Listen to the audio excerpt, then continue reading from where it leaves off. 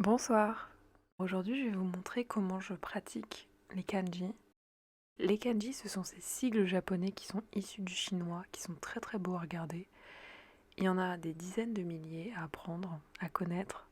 Pour pouvoir s'en sortir de manière convenable dans la vie de tous les jours, il faudra en connaître 2000. Et je suis un petit peu loin des 2000.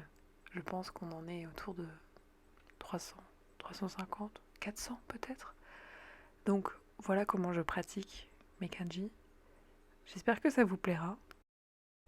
J'utilise une technique qui est la mienne, c'est-à-dire j'essaye de vider un stylo rouge parce qu'il n'y a rien de plus satisfaisant que de terminer un stylo rouge ou un stylo vert puisque ces stylos ne sont jamais utilisés. Et je repasse après avec un stylo noir qui fait que ça a l'air très japonais, que ça a l'air très beau. Voilà, c'est ma technique. Je sais pas si c'est la bonne. Mais grâce à ça, je peux terminer mon stylo rouge. Et ça me permet de pratiquer mes lignes 2 fois. C'est pas mal. Ce sont des lignes de 10, donc je pratique 20 fois chaque kanji au minimum, parce que parfois je fais des petits ratés, donc je recommence encore et encore. Je trouve ça plutôt satisfaisant à regarder. Je suis déjà une accro de food porn. Peut-être que je suis aussi une accro de calligraphie porn. J'ai commencé à apprendre le japonais en 2018, quand je suis venue en échange universitaire à Tokyo. À cette époque, je connaissais pas grand-chose du Japon, et encore moins du japonais. Mais avant de partir, j'ai quand même décidé d'apprendre les bases, les toutes petites bases, c'est-à-dire les hiragana et les katakana, ce qui est très très très utile.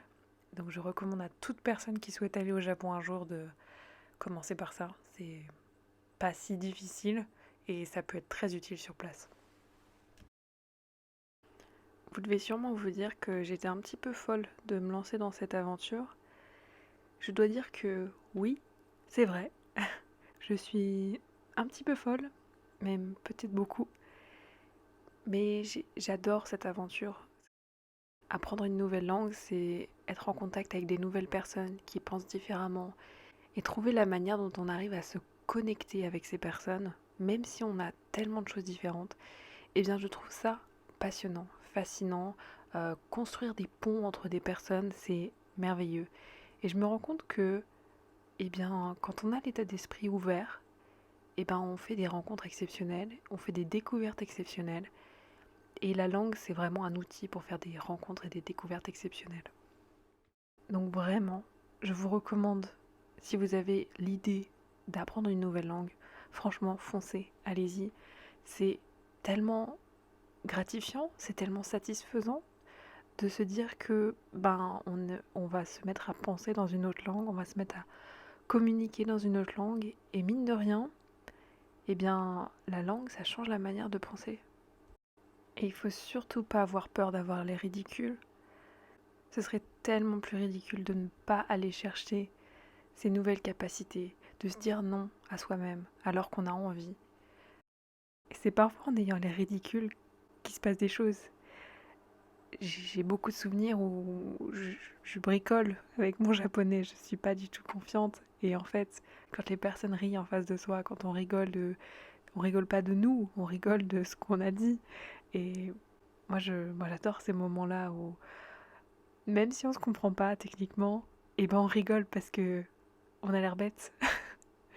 Je me rappelle mon premier en 2018 quand je suis allée au Japon, je vais faire mes courses et quand je vais faire mes courses à la fin, ils nous demandent souvent est-ce que vous avez des cartes de fidélité, etc. Et pour ce magasin-là, c'était un passeport fidélité.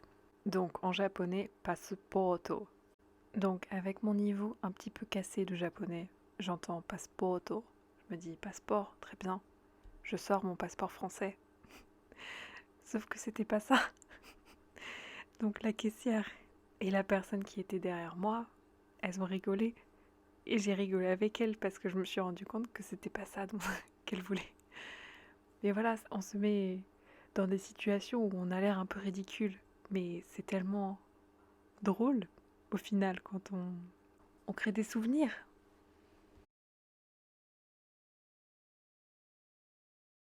De manière générale, quand on apprend une nouvelle langue, il faut être à l'aise avec l'inconfort.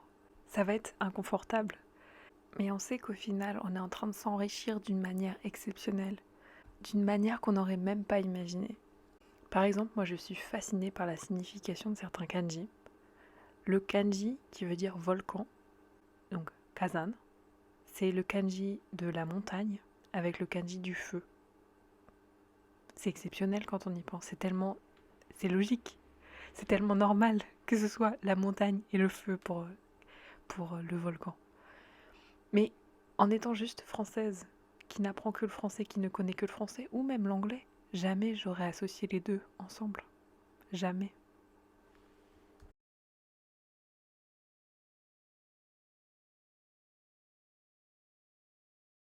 Alors si vous n'êtes pas familier avec les kanji, avec le japonais, vous devez très certainement vous demander ce que je suis en train d'écrire. Alors le premier kanji, il est utilisé pour dire porter, transporter, mais aussi pour faire de l'exercice, par exemple. Et voilà à quoi il est censé ressembler. Je vais vous mettre dans la barre d'infos la liste des kanji que j'ai pratiqués aujourd'hui. Et vous pourrez voir que mes kanji sont parfois un petit peu approximatifs. Je vous cache pas que de répéter comme ça mes kanji encore et encore, j'ai un petit peu l'impression de me retrouver en CP, donc à 7 ans. Sauf que l'alphabet c'est 26 lettres et que les kanji c'est pratiquement une quête sans fin.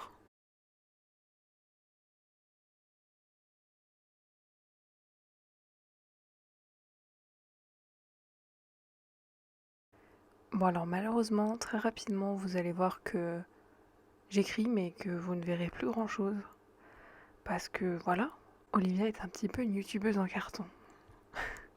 Mais loin de moi l'idée de considérer que le carton est une mauvaise matière. Je trouve que le carton c'est exceptionnel.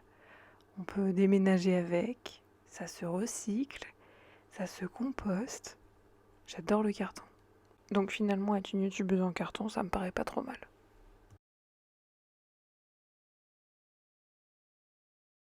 En montant cette vidéo et en enregistrant ma voix off, eh bien je me rends compte que j'utilise énormément le mot exceptionnel.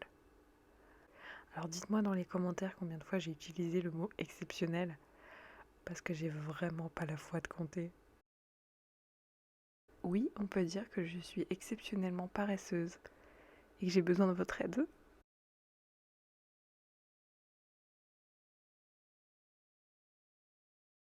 Je pense que vous connaissez l'histoire du lièvre et de la tortue. Alors c'est quelque chose qui s'applique extrêmement bien à l'apprentissage des langues. Moi, je suis Capricorne, donc je suis censée être une tortue. Sauf que pour l'apprentissage des langues, je préfère les programmes intensifs. Quand j'étais à l'université en 2018, j'ai fait 3 heures par jour, 4 jours par semaine pendant 3 mois. Et en 2020, quand je suis retournée au Japon, j'ai fait 3 heures par jour, 5 jours par semaine pendant 10 semaines.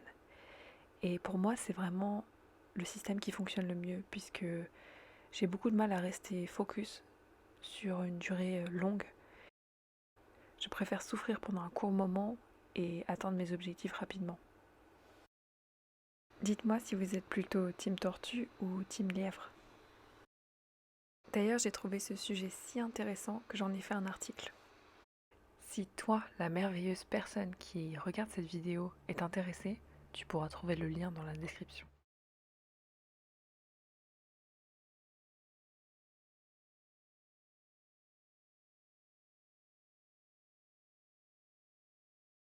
Et c'est à cet instant précis que je me rends compte que mon voisin est en train de créer un troisième tremblement de terre en 3 jours.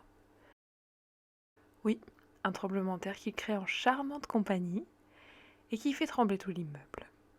Donc je décide de contre-attaquer en utilisant une arme fatale qui est Anaconda de Nicki Minaj. J'ai précédemment utilisé la marche impériale de Star Wars. Malheureusement, ça n'a pas fonctionné, et je crois que cette fois-ci, ça n'a pas fonctionné non plus, mais le tremblement de terre s'est arrêté. Et je suis super contente parce que je vais enfin pouvoir terminer mes kanji, parce que je commence à avoir une petite crampe à la main. Si vous avez des recommandations de tue l'amour Pour éviter les tremblements de terre sexuels, je suis toute oui. C'est vraiment pas un mythe. Les immeubles japonais sont vraiment faits dans des matières très malléables pour pouvoir résister à tout tremblement de terre. Et effectivement, ça a bien résisté cette fois-ci.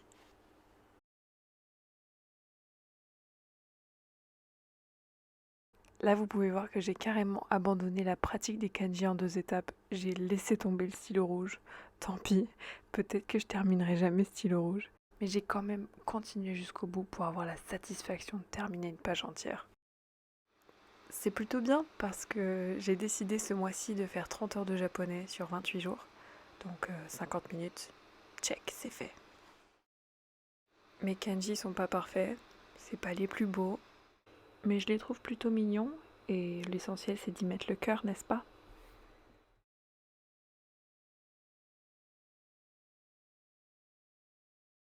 Voilà, cette vidéo touche à sa fin. Je suis ravie que vous m'ayez suivi jusque-là. Et n'hésitez surtout pas à vous abonner à votre chaîne YouTube en carton préféré, parce que le carton c'est exceptionnel. Et je vous retrouverai dans une prochaine vidéo. Ciao, matane!